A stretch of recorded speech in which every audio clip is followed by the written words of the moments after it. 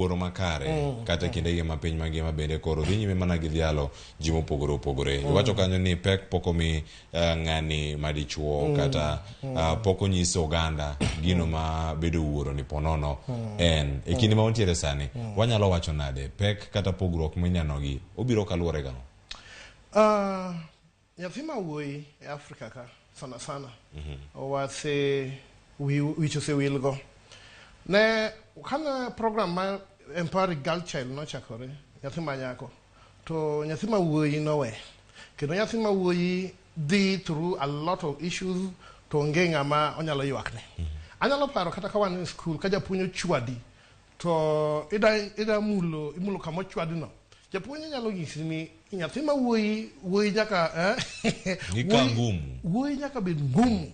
Koro no mentality ni osedhi mo ohinyo nyathi ma wuoyi kendo iyudo ka kata chieng joma chuo ok oyangi malich e pinyka. Kendo iyudo ka kendo wuoyi nigi tich matek. To ka dwa duoko penjo ni mipenjo.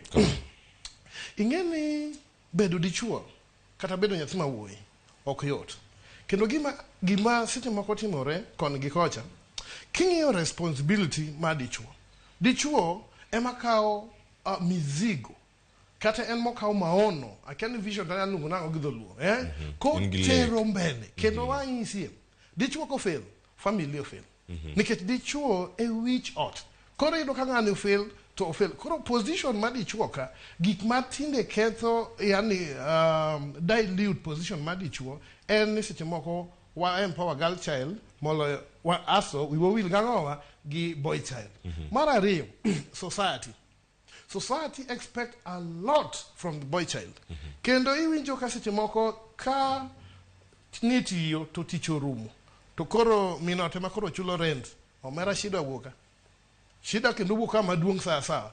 Koro matene niya, society odhi oweyo kata omiyo boy child ting' mapek, to ting' ni ok gidhi ginyiso girl child ni to ginyalo biro nango kaka helper. Nikech ng'ama miyo en helper, en jakonye ot ka. To mae ma seche moko pok obedo lesson, especially in Africa.